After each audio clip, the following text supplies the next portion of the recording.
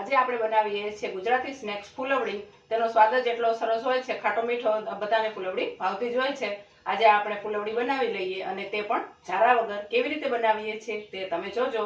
Time વધુ waste કર્યા વગર આપણે બનાવવાની તૈયારી શરૂ કરીએ। ફૂલવડી બનાવવા માટે આપણે 1 કપ ચણાનો લોટ લઈ લીધો છે અને તેના ચોથા ભાગનો આપણે રવો લઈ લીધો છે, ઝીણો રવો, અને ચોથા ભાગનું દહીં લઈ લીધું છે। હવે આપણે તૈયારી બનાવીએ। હવે આપણે એક મોટું વાસણ લઈ લીધું છે અને 1 કપ એટલે કે વજનમાં 200 ગ્રામ આપણે ચણાનો લોટ, થોડો જાડો જેવો આવે એવો ચણાનો લોટ લઈ લેવાનો છે અને 1/4 રવો તે લઈ લેવાનો છે અને તેના જેટલું જ કે જેટલો રવો છે તેટલું દહીં લઈ લેવાનું છે। હવે આ બધાને પહેલાં આપણે સારી રીતે મિક્સ કરી લઈશું।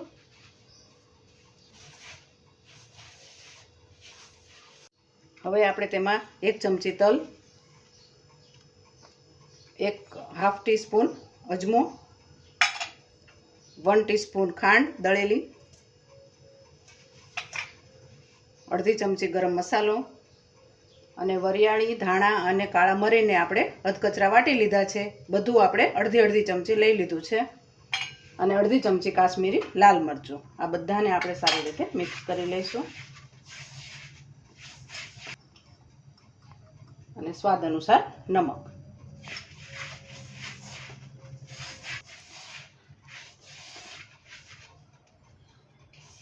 હવે આપણે એક તડકા પેન લઈ લીધી છે અને તેમાં 3 ટેબલસ્પૂન તેલ એડ કરી દીધું છે અને હવે આપણે તેમાં અડધી ચમચી ખારો ઉમેરીએ છીએ। સરસ એકદમ ગરમ થઈ જાય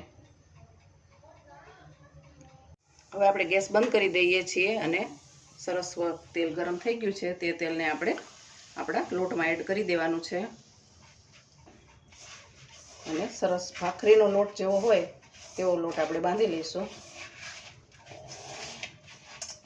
અને થોડું થોડું પાણી ઉમેરતા જઈ અને કણક આપણે બાંધી લેવાની છે।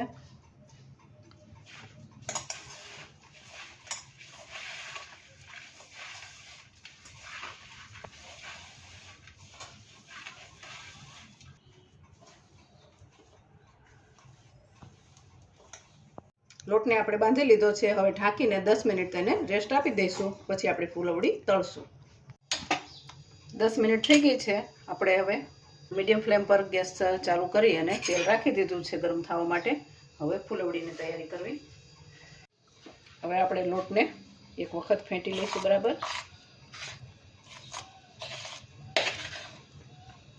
હવે આપણે ઝારા વગર ફૂલવડી બનાવવાની છે, એટલા માટે આપણા દરેકના ઘરમાં આવી દૂધની થેલી તો આવતી જ હોય છે।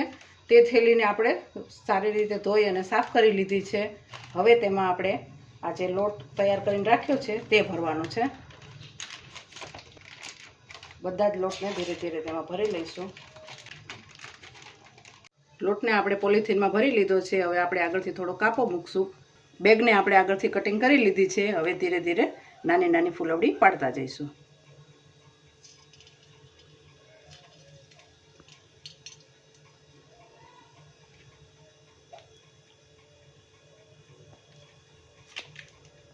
આવી રીતે ફૂલવડી આસાનીથી બનાવી શકાય છે। આવી જ રીતે બધી જ ફૂલવડી તમારે તળી લેવાની। એક બેચ આપણી તળાઈ ગઈ છે, ગોલ્ડન બ્રાઉન થાય ત્યાં સુધી આપણે તેને તળી લેવાની છે અને એક બેચને તળાવતા ઓછામાં ઓછો 5 થી 7 મિનિટનો સમય લાગશે। હવે આપણે આને બહાર લઈ લઈએ છીએ અને બીજી બેચ તળી લઈએ। બીજી બેચ પણ આપણી તળાઈ ગઈ છે। હવે તેને આપણે બહાર લઈ લઈએ છીએ।